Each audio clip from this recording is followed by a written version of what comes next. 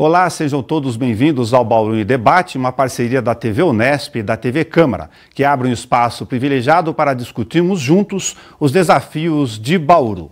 Toda semana recebemos representantes do poder público e convidados da universidade para debater conosco os temas da nossa cidade.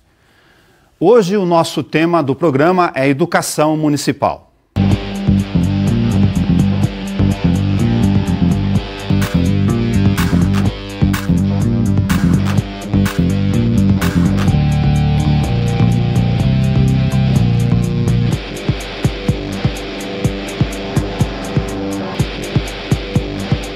Vamos começar o nosso Bauru em Debate. O tema de hoje é educação municipal e quem nos ajuda é a jornalista da TV Unesp, Larissa Rossetto. Prazer, obrigada pela oportunidade. Recebemos a secretária municipal de educação, Isabel Miziara. Obrigado por sua presença. Eu que agradeço essa oportunidade. E a professora do Departamento de Psicologia da Unesp, Flávia Asbar. Obrigado, Flávia, por comparecer conosco. Obrigada pelo convite. A educação escolar é um tema bastante amplo. Nós vamos passar por alguns aspectos que impactam a rede municipal de ensino e, para começar, uma questão cada vez mais em evidência: a inclusão. O atendimento a crianças com deficiências nas escolas de Bauru é objeto de uma pesquisa minuciosa liderada pela Unesp. A Camila percorreu as 16 escolas municipais de ensino fundamental e analisou se estavam prontas para receber alunos com deficiência. A qualidade do ensino ofertado tem que agregar tudo isso. Então, tem que ser as práticas pedagógicas, os aspectos arquitetônicos, se tem acessibilidade, se tem rampa de acesso, se tem obstáculo no meio do caminho, se tem materiais pedagógicos adaptados. Então, um complementa o outro. Ela também acompanha e coloca no papel a evolução de alunos como a Sara, essa garotinha de 10 anos com deficiência intelectual. A gente entra, observa o que a criança está aprendendo, os aspectos, se ela responde ou não às atividades, se a atividade é diferenciada, se tem algum material diferenciado, como que ela se relaciona com as outras crianças, com a professora e com os próprios alunos, com os outros colegas. O trabalho da Camila é uma das etapas de um projeto de pesquisa liderado pela Unesp em parceria com a Universidade do Sagrado Coração e a Faculdade Anhanguera. O estudo começou há 2 anos e deve traçar as condições do ensino oferecido aos alunos com deficiência nas escolas municipais e estaduais de ensino fundamental em Bauru, Arealva e Avaí. O projeto ele tem como meta contribuir, sobretudo, de 2 formas. Numa relação direta com a comunidade das escolas, que a gente não tem que ter problema ou vergonha de não saber, né? Não saber é porque historicamente não era assim. O aluno com deficiência não estava na classe comum, não estava numa escola comum. Quando ele vem para essa escola, é compreensível, é natural que os professores tenham dúvida. Mas ficar com a dúvida para o resto da vida não pode. A gente não fecha a escola para balanço. Então, a gente vai ter dados para subsidiar a escola na elaboração de um projeto político pedagógico de fato inclusivo, na formação da equipe escolar e no desenvolvimento de práticas pedagógicas que atendam a essa heterogeneidade. A ideia de avaliar a educação inclusiva na cidade surgiu depois que a Promotoria da Infância e Juventude recebeu reclamações de pais insatisfeitos. O Ministério Público tem contado, né, a promotoria tem falado para os pais que a gente está em processo de avaliação do sistema, que é uma prestação de conta para a sociedade de como o dinheiro da educação é aplicado. E o Ministério Público, ele não foi só um que demandou. Ele não chegou aqui e falou, ó, eu quero a parceria e a assessoria de vocês. Pelo contrário, a Promotoria Pública tem participado em todas as ações.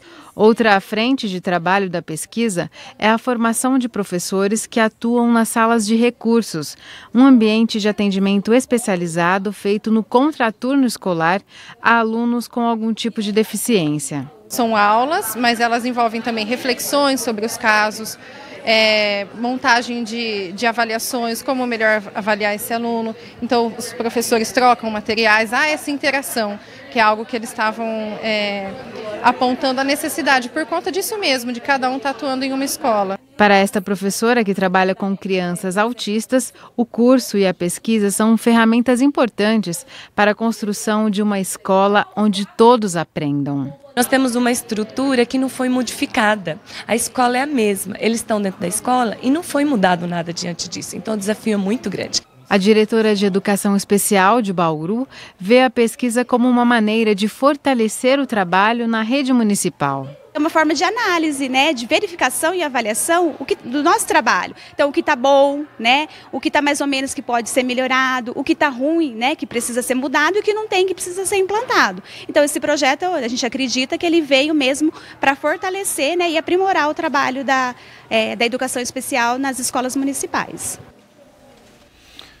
Bom, Isabel, a gente acompanhou o VT dessa experiência e ia pedir para você começar conosco sobre essa avaliação, tendo em vista a demanda que a gente acompanhou como jornalista, de divisão de responsabilidade por faixas etárias em relação à demanda com o Estado, como isso está sendo encaminhado, principalmente para não judicializar eventualmente esses casos e como vocês se preocupam com essa questão do conteúdo, esse desafio dentro da sala de aula. A educação inclusiva, para muito além de uma lei que a determina nas escolas, ela tem que ser uma preocupação de ordem geral, porque não basta colocar o aluno dentro da escola, essa escola tem que estar pronta a recebê-lo da melhor maneira possível para que ele seja integrado aos demais alunos. Portanto, as atividades ofertadas a esse aluno têm que ser diferenciadas, a utilização das salas de recursos. O professor não pode ter em mente que a atividade daquele aluno que tem alguma necessidade diferente dos demais pode ser a mesma com uma pequena adaptação. Isso seria empobrecer a possibilidade de aprendizagem desses alunos. Este projeto, essa parceria entre as universidades e a promotoria pública que visitam as escolas municipais e as escolas estaduais, tem apresentado bons caminhos a serem percorridos. Não são simples, mas precisam ser trilhados no sentido de que cada vez mais as escolas precisam estar prontas e preparadas para receber esse alunado, seja na parte estrutural, na parte emocional, de todos aqueles elementos que compõem a escola, porque você receber um aluno que é diferente dos demais causa estranheza a algumas pessoas num primeiro momento. E nós temos que incentivar que toda a comunidade escolar receba este novo aluno com naturalidade, porque ele faz parte da sociedade, pertence a uma comunidade na qual ele precisa ser realmente integrado. E os aspectos estruturais, como eu disse, algumas escolas já são adaptadas, outras nós reconhecemos que temos falhas e estamos providenciando, na medida do possível, das nossas possibilidades, as questões de adaptação da estrutura física da escola. E na parte pedagógica também temos uma boa caminhada já trilhada com os professores das salas de recurso. Na educação infantil nós temos o professor itinerante que percorre as escolas, e no ensino fundamental eles são mais fixos. Também temos a figura do cuidador nas escolas, tendo um cuidador para cada escola e não para cada aluno, diferentemente do Estado, que por força de lei põe um cuidador para cada aluno com necessidade especial.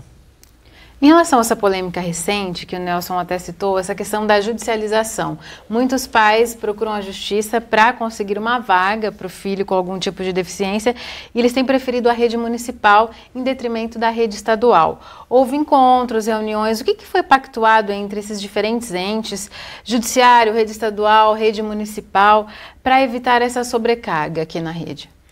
Em relação a essa questão de judicialização, nós percebemos ao longo dos anos um aumento efetivo nesse procedimento.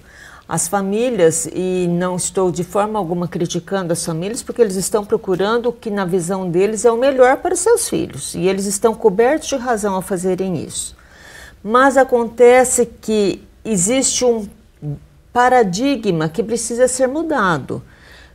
Muitas famílias entendem, até hoje inclusive, que quando o aluno passa do 5º ano do ensino fundamental para o 6º ano do ensino fundamental, o aluno que é atendido via convênio que a prefeitura tem com a PAI e com a Sorri, eles acreditam que vão perder este atendimento. E a Sorri não deixa de fazer o atendimento quando o aluno já tem um laudo de deficiência. Se ele está em processo de avaliação, ele realmente deixa de ter essa avaliação efetivada. Mas quando ele já tem um laudo, apesar dele passar para a rede estadual, via Secretaria da Saúde do Estado ou do município, o aluno precisa continuar a ter esse atendimento e ele continuará a ser atendido. Ele não perderá esse atendimento. Então, essa é um mito que está posto na sociedade que precisa ser bem esclarecido no sentido de que esse aluno não deixará de ser atendido nem pela Sorri e nem pela PAI. Flávia, a despeito da questão estrutural, como você vê como pesquisadora essa relação entre conteúdo, diversidades de deficiências, um professor e um cuidador, no caso do Estado ou do município, tentando ajustar essas relações? Então, eu tenho estagiários e estudantes e pesquisadores em várias escolas do município. Acho que esse é um dos aspectos que conta a favor do município. As escolas municipais, elas são muito bem vistas pela população, porque de forma geral, mesmo tendo deficiências em alguns aspectos, são escolas bem estruturadas, né? Tanto fisicamente como pedagogicamente. Mesmo se a gente for pensar o currículo do ensino fundamental de Bauru, tem toda uma discussão de flexibilização curricular, de adequação curricular, que está muito avançada comparando com outros municípios e talvez até em relação ao Estado. Acho que esse é um dos aspectos que faz com que a população procure as escolas do município, porque entendem que vai haver um melhor atendimento às suas questões específicas, o que faz com que as salas, principalmente das escolas de ensino fundamental 2, né, as salas estejam superlotadas, né, caberia 25 crianças, às vezes tem 30 crianças, mas muito mais por conta da judicialização, né, e dessa demanda da população, né, por todas essas questões que a professora Isabel comentou aqui, mas eu entendo que as escolas do município, elas estão muito bem servidas nessa discussão, né, no próprio departamento pedagógico tem pessoas especializadas fazendo essa discussão, várias parcerias com a Unesp para pensar a formação desses professores, né, para pensar inclusive a formação dos cuidadores, né,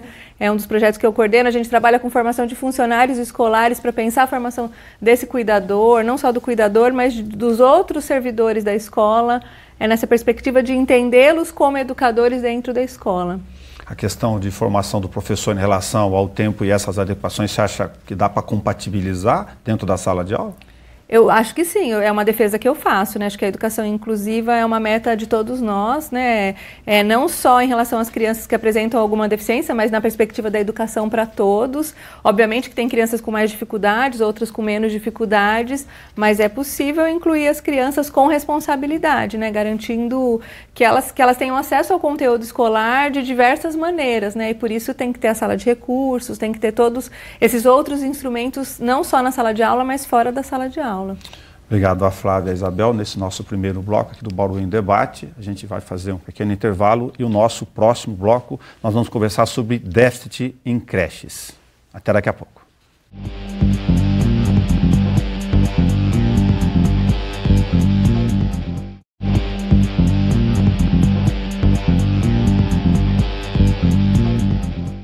O Bauru em Debate está de volta e o tema de hoje em discussão é educação municipal. Estamos na companhia da jornalista Larissa Rosseto, da secretária municipal de educação Isabel Miziara e da pesquisadora professora da Unesp, Flávia Asbar.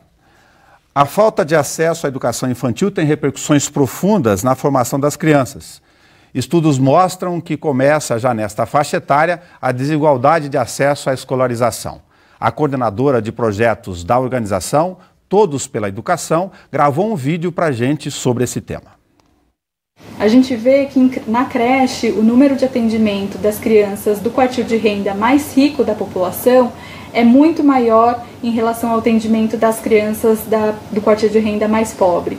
Enquanto os mais pobres, nós temos cerca de 29% das crianças atendidas na creche, esse número passa a mais de 50% para as crianças do quartil de renda mais rico. Então a gente vê que já desde o início da etapa da educação básica, lá no início, na própria educação infantil, nessa primeiríssima infância, do 0 a 3 anos, já começam essas desigualdades.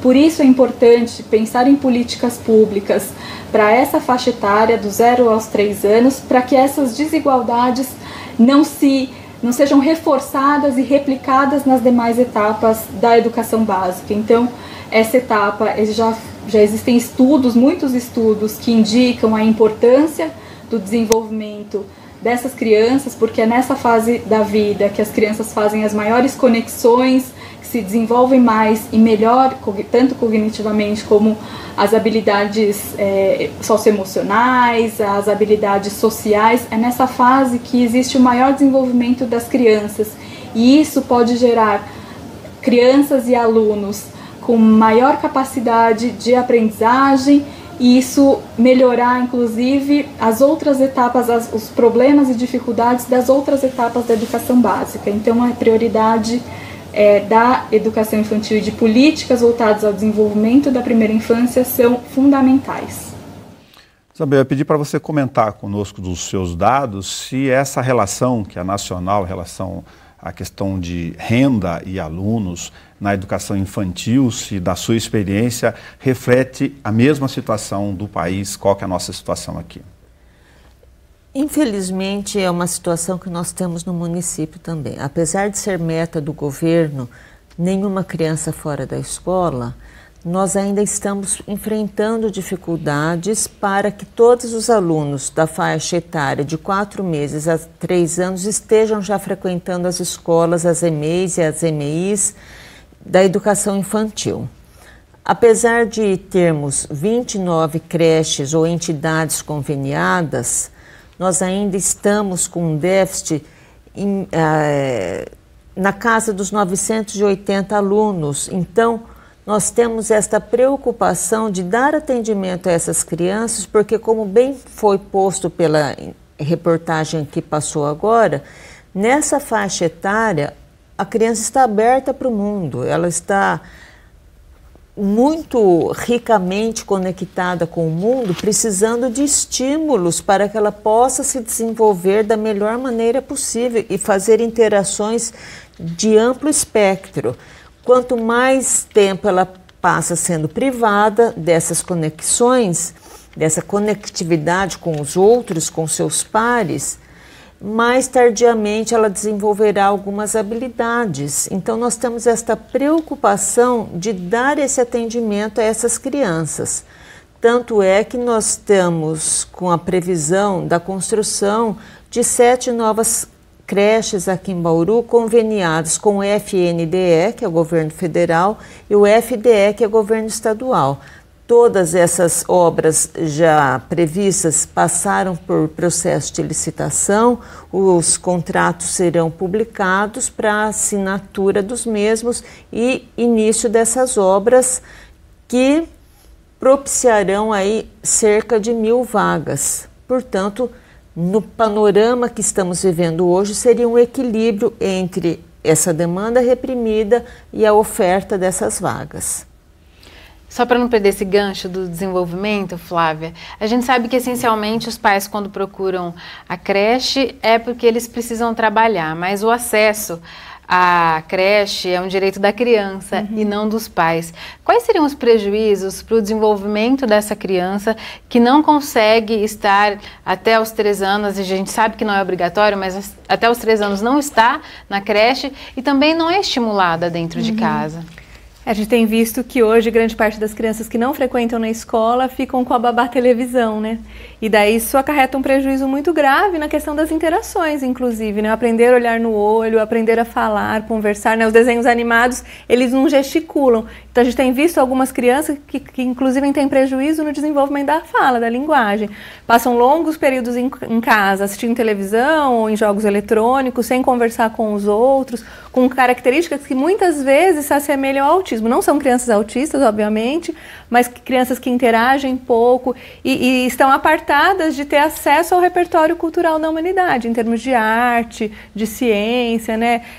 Bauru, nesse sentido, tem uma proposta curricular para a educação infantil que é muito avançada, pensando assim, o que seria importante de discutir com uma criança pequena em termos de ciência, de linguagem musical, linguagem corporal, né, nos vários âmbitos do conhecimento humano. Isabel, essa distribuição de cerca de 1.000 vagas, vamos considerar esse número arredondado, ela está concentrada em alguma região da cidade, do ponto de vista da última demanda? Tem influência de movimentos sociais, como por exemplo a questão dos assentamentos que são recentes? O que você conseguiu ver desses dados dentro do planejamento? Nós percebemos realmente esse impacto dessas construções, dessas casas populares, desses conjuntos habitacionais, dos programas Minha Casa Minha Vida, os assentamentos, gera realmente impactos em algumas regiões específicas aqui de Bauru.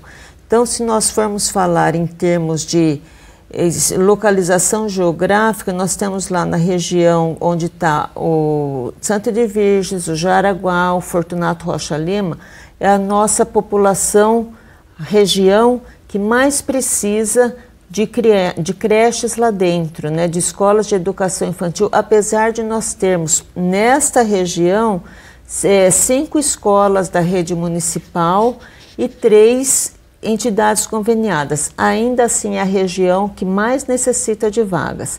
E a outra região que aponta com bastante defasagem é a região do Nova Esperança. Então são essas duas regiões geográficas de Bauru que precisam de mais atendimento. Tanto que uma das creches a ser construída pelo FNDE é a do Fortunato Rocha Lima e outra do FDE, que é ali na região em frente à Escola Municipal Geraldo Aroni, que é ali na região do Santa de Virgens, do Jaraguá, para atender mais essa população. Questão estrutural, para tirar a dúvida, essas escolas são padrão do Estado e da União? O município tem interferência e pode modificar o projeto? Não, elas são projetos padrão. Né? Então, nós fazemos, o projeto vem do FNDE ou do FDE para a CEPLAN e eles fazem a implantação no terreno. Mas antes disso, já veio equipe aqui em Bauru, tanto do governo federal quanto do estadual, para fazer a análise dessa área institucional, para analisar se seria adequada a implantação naquele terreno que está sendo proposto.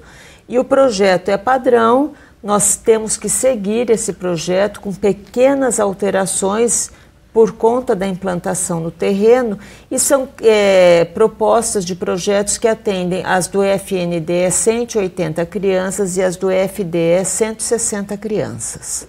Isabel, quando da inauguração dessas creches, até gostaria que você pontuasse a previsão de inauguração, vai ser preciso contratar também os profissionais, os professores. Já foi feito um levantamento no fim do ano passado na rede, nas escolas. Em 18 unidades foi identificado que poderiam ser criadas novas salas, mas isso demanda a contratação de professores. Foram chamados professores a partir dessa identificação no ano passado? E como serão contratados esses profissionais, já que o município trabalha dentro desse limite da lei de responsabilidade fiscal, que não consegue contratar mais? Exato. O que está acontecendo está dessa forma. Iniciamos o ano com falta de 37 professores na educação infantil. Íamos chamar todos, conseguimos chamar 20, porque nós não podemos chamar todos de uma vez, porque gera um impacto. Então, há todo um estudo feito em relação a isso. E por infelicidade, surgiu a questão da lei de responsabilidade fiscal.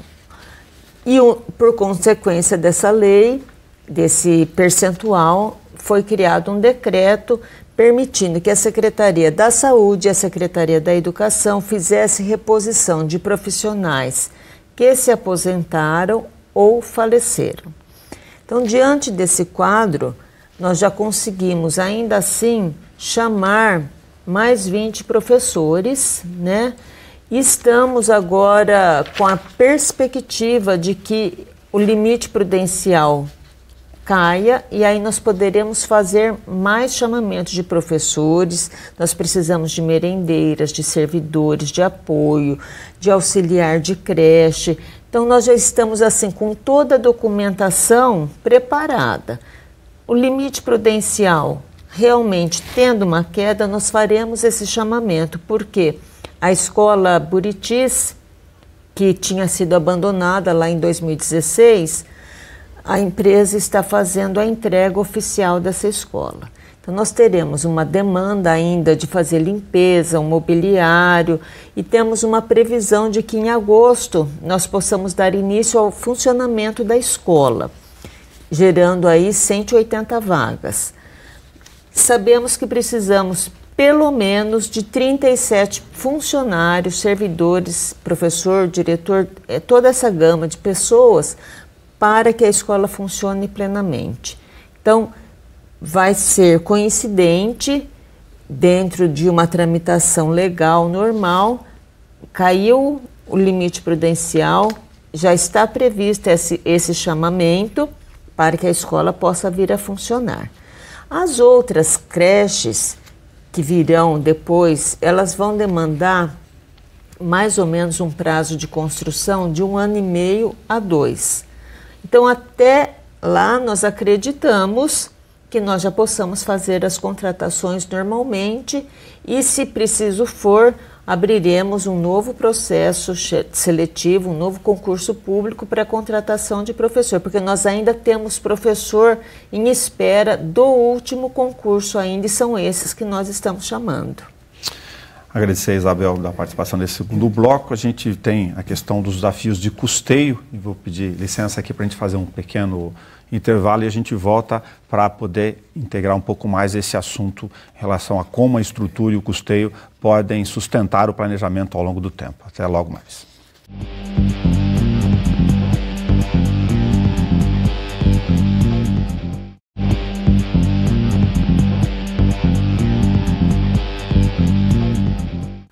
O Bauru em Debate está de volta e hoje a gente fala sobre educação. Estamos na companhia da jornalista Larissa Rossetto, aqui da TV Unesp, na parceria junto com a TV Câmara, a Isabel, que é da Secretaria de Educação, e a Flávia Asbar, aqui da Unesp. Flávia, a gente vai falar um pouco sobre custeio, mas me chamou a atenção uma questão que está ligada aos outros dois blocos aqui. Independente da dificuldade que o gestor público tem de adequar os 25%, que são dentro da escola, mais os limites da lei fiscal, enfim, eu lhe pergunto como pesquisadora, tem sentido para você imaginar a presença do psicólogo dentro da escola como um mediador dessas relações de conflito, não só com os pais e com os alunos, o que demandaria uma outra abrangência de estrutura de custeio, para a gente ouvir a Isabel depois. Com certeza, isso tem sido uma luta minha, né, de outros psicólogos aqui de Bauru, né, não só de Bauru, eu já fiz parte do Conselho Regional de Psicologia, do Núcleo de Educação, e era um estudo que a gente fazia. Em 2014, a gente enviou uma carta ao Conselho Municipal de Educação fazendo essa solicitação, mas a resposta foi que batia justamente nessa questão da responsabilidade fiscal e o município não teria como arcar com isso. Alguns municípios têm contratado psicólogo na educação por outras vias, por exemplo, criando uma lei orgânica do município, não utilizando especificamente o dinheiro da educação, mas fazendo concurso como psicólogo do município e daí atribuindo o cargo para a educação ou para a saúde de acordo com a demanda. Eu acho que nós, psicólogos, precisamos fazer esse estudo, né, pensando o Conselho Regional de Psicologia, a ABRAPEC, a Associação Brasileira de Psicologia Escolar e Educacional. A gente tem feito um pouco esse mapeamento, como é que outros municípios têm conseguido contratar psicólogo na educação, mas é uma defesa que eu faço. Não psicólogo por escola, acho que não seria o caso, é inviável, né, não é essa psicologia que eu defendo, mas psicólogos na Secretaria da Educação, ou alguns municípios, a cada 5 escolas tem um psicólogo, esse psicólogo ele é itinerante, faz a discussão da formação de professores, muito mais uma perspectiva de pensar a instituição escolar do que as situações específicas, né? O psicólogo não estaria na educação para fazer atendimento de caso, mas para pensar a instituição, o funcionamento da instituição, a formação de professores. Você veria esse profissional também como um mediador, pelo menos do mapeamento dos conflitos que são reconhecidos dentro da sala de aula, para depois encaminhar para as outras ações do governo, dos pais, enfim, de onde couber? Com certeza, acho que essa é uma das atuações do psicólogo dentro da escola. Não necessariamente com a mediação de conflitos dentro da sala de aula, mas ajudar o professor a pensar esses conflitos e a melhor forma de lidar com eles. E, em alguns casos seria necessário ir para a sala de aula, em alguns casos seria necessário chamar algumas crianças ou famílias para conversar, mas acho que sair um pouco do âmbito de uma psicologia mais clínica e pensar uma psicologia da instituição, né? Como que as relações institucionais vão produzindo ou não conflitos dentro da escola. Falando de custeio, não é, Isabel? A gente sabe que os gastos com manutenção fazem parte, né, do escopo da pasta. E recentemente a Câmara aprovou um projeto de lei que ainda precisa ser regulamentado, que prevê a avaliação periódica das estruturas escolares, com emissão de laudos, indicando se precisa de manutenção ou não. E se a gente for avaliar, seria necessário aprovar um projeto desse tipo? Esse acompanhamento não é frequente? As crianças de Bauru correm algum risco semelhante ao que aconteceu às crianças da escola de Agudos, onde recentemente caiu o telhado da escola? Enfim, e como que a Secretaria vai se organizar para dar conta dessa exigência que torna um pouco mais rígido esse processo, né, de indicação da necessidade de manutenção e da correção dessas falhas apontadas? A questão da manutenção estrutural das escolas, ela é bastante ampla e complexa. Eu acredito que a proposição da vereadora Chiara, que é da Comissão de Educação da Câmara Municipal, surgiu a partir realmente dessa fatalidade aqui do município vizinho de Agudos, e o projeto está sendo votado, foi votado em segunda instância, né, para ser aprovado, e eu acho ele bastante interessante no sentido de que chama outros membros da sociedade civil a participarem do processo da educação do município, porque interessa a todos de maneira geral. A Secretaria da Educação, em parceria com a Defesa Civil, Secretaria de Obras e a CEPLAN, faz as suas vistorias, faz os apontamentos das necessidades estruturais de pequenas manutenções ou de manutenções de porte médio e de grande porte, que aí seria a reforma da escola como um todo. Nós temos este olhar e esta preocupação. E, infelizmente, a questão financeira é um grande dificultador para a execução das obras na medida, na velocidade que nós desejaríamos. Mas isso não quer dizer que nós estamos alheios a esses acontecimentos. Nós fazemos as manutenções, as diretoras das unidades escolares, elas também estão bastante atentas a isso e elas fazem solicitação para que essas outras secretarias visitem as escolas e apontem tecnicamente, com competência, qual é a situação real, porque no nosso olhar leigo, nós podemos minimizar ou maximizar uma situação.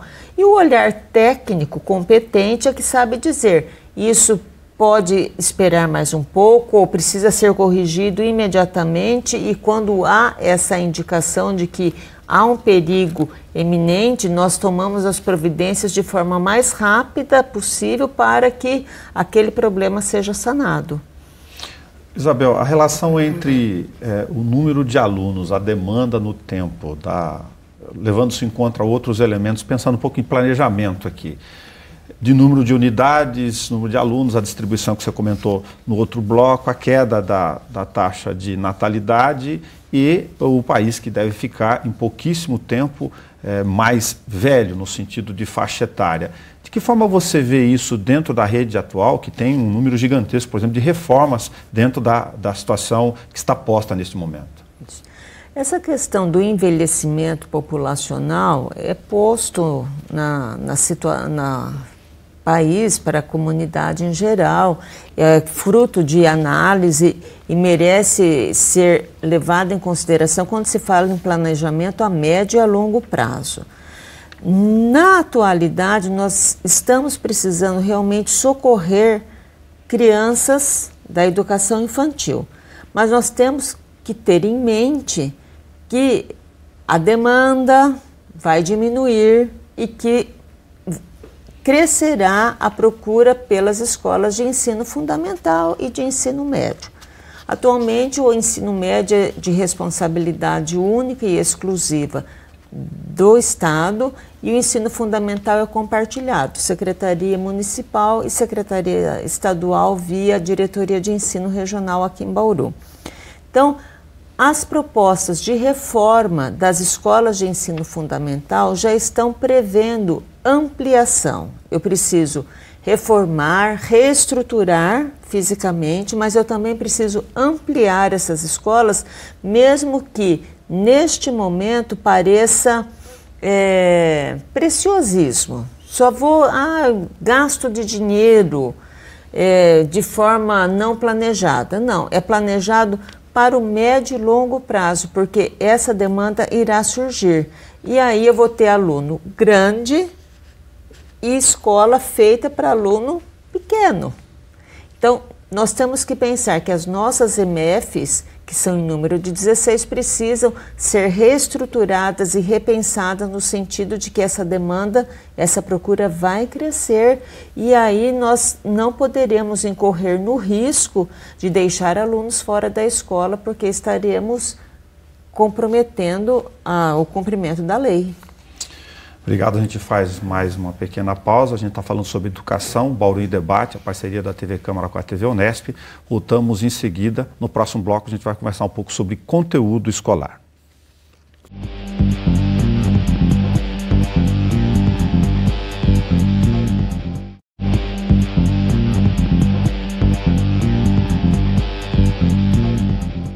Estamos de volta com o Bauru em Debate, falando sobre educação municipal, na companhia da jornalista Larissa Rosseto, nossos convidados, a secretária municipal de Educação Isabel Miséria e a pesquisadora da Unesp, a professora, educadora Flávia Asbar.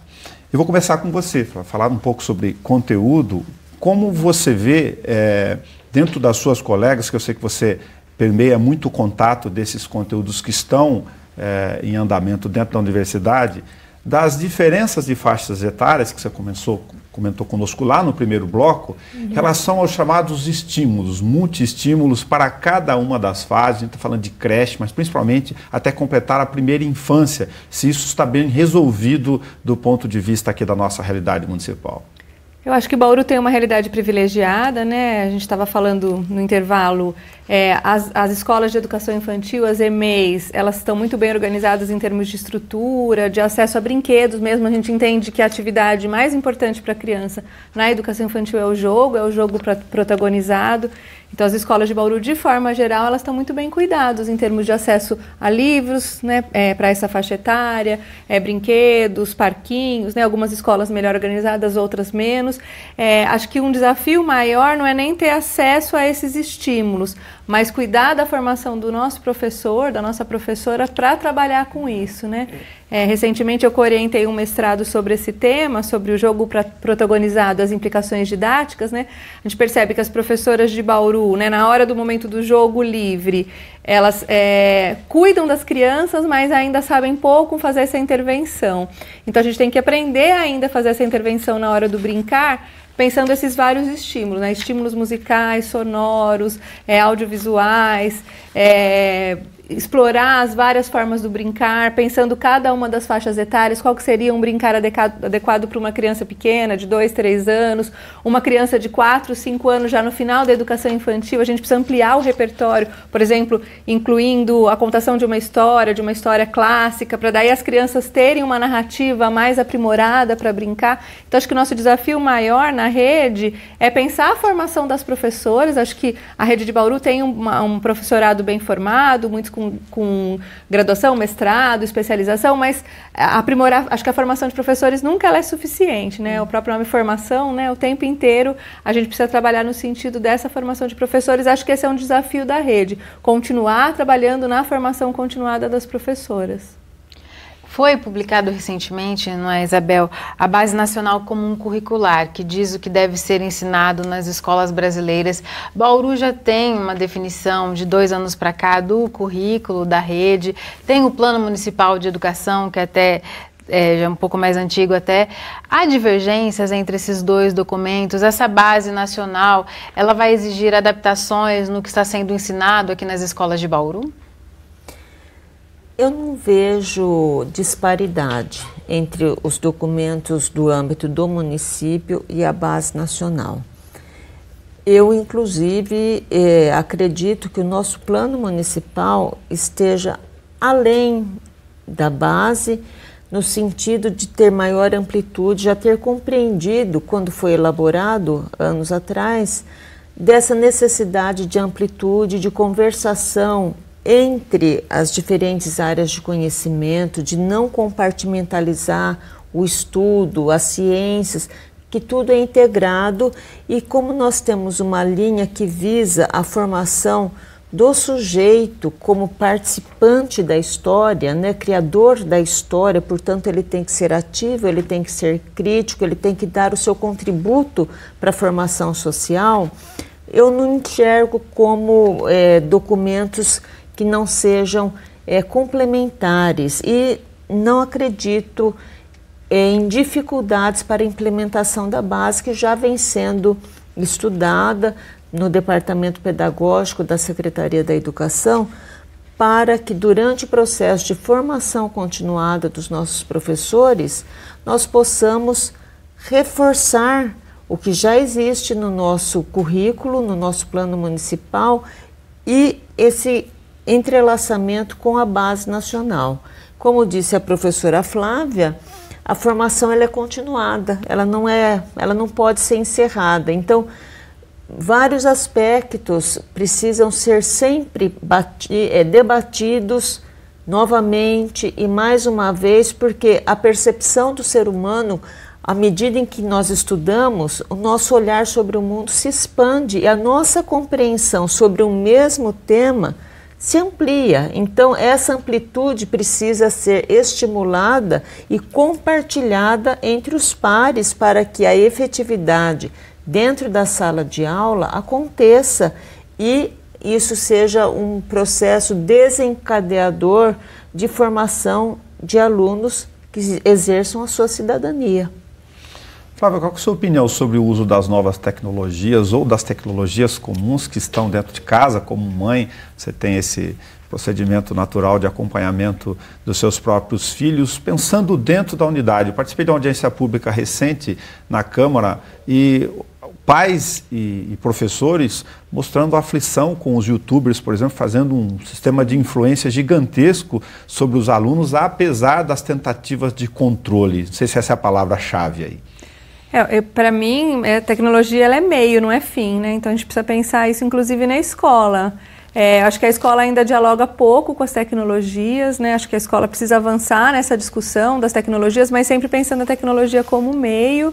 E no caso da criança, precisa de controle, sim, porque a criança ainda não tem a censura o suficiente para saber se aquilo que ela está assistindo é realidade ou não é. Ontem a gente estava assistindo um filme em casa, né?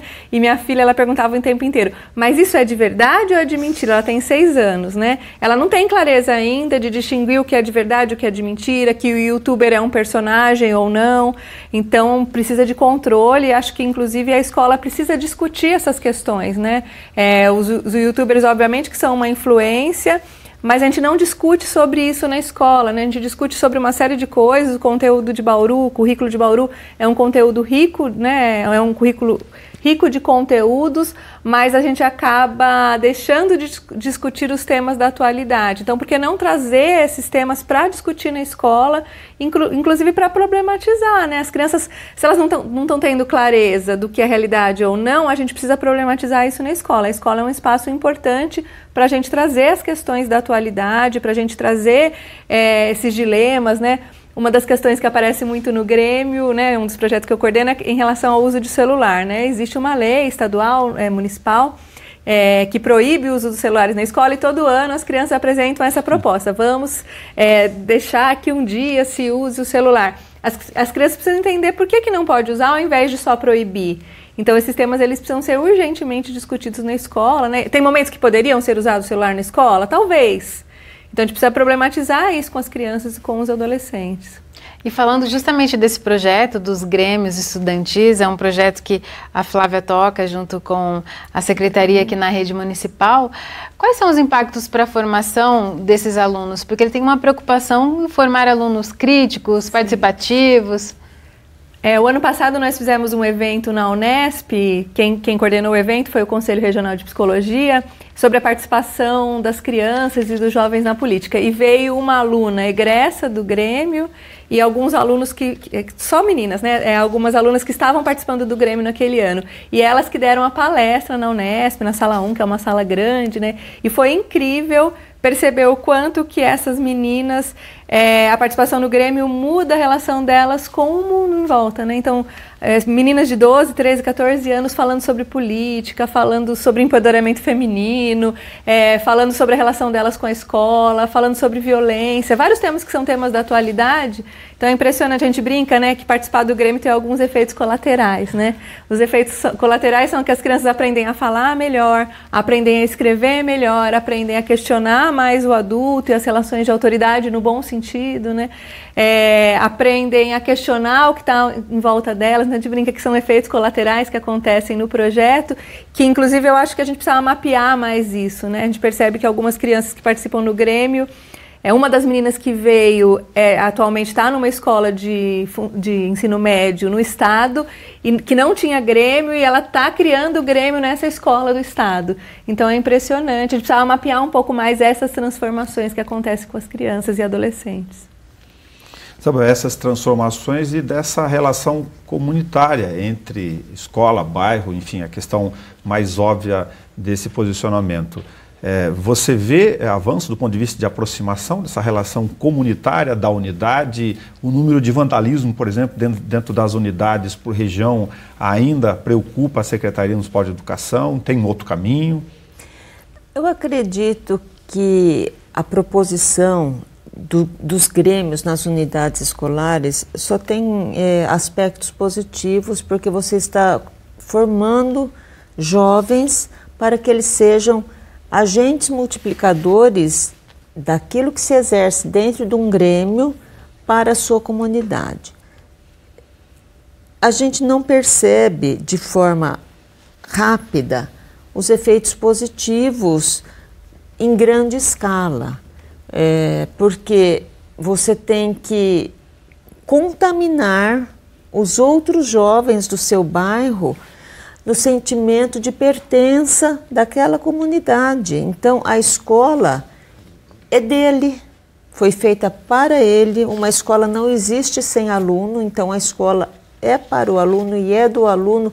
As quadras que eles podem usar nos finais de semana sofrem muitas situações de vandalismo, mas isso eu acredito que os alunos do Grêmio vão conseguir disseminar essa cultura do respeito, da participação, do envolvimento, do cuidar, porque vão entender que da mesma forma que eles atuam dentro das unidades escolares, promovendo e propondo ações de melhoria dentro daquele ambiente, eles vão conseguir, com o passar do tempo, replicar isso para as suas comunidades. Haja visto o exemplo que a professora Flávia deu de uma aluna que era do fundamental do município, foi para uma escola estadual, está sentindo a falta desse posicionamento político dentro de uma escola, e não um posicionamento político partidário, mas um posicionamento político de participação no mundo social. Então, eu acredito piamente que isso vai dar bons frutos, da forma não tão rápida como nós gostaríamos que fosse, porque as modificações sociais são muito intensas e nós não temos pernas, às vezes, para acompanhar isso tudo. Mas eu acredito que vamos ter bons resultados a partir dessas ações. Bora o debate em companhia da jornalista Larissa Rossetto. Agradece a professora e secretária municipal Isabel Miziaro por ter conversado conosco nessa iniciativa de discutir as questões da cidade. A professora do Departamento de Psicologia da Unesp, Flávia Asbar, nossa missão pública de discutir as questões, começando nesse momento pela educação. A TV Câmara e a Rádio Câmara, assim como a TV Unesp, disponibilizam o conteúdo desse programa em suas páginas. Você pode acompanhar isso, acessar integralmente. A gente fica por aqui. Até o próximo Bauru em Debate.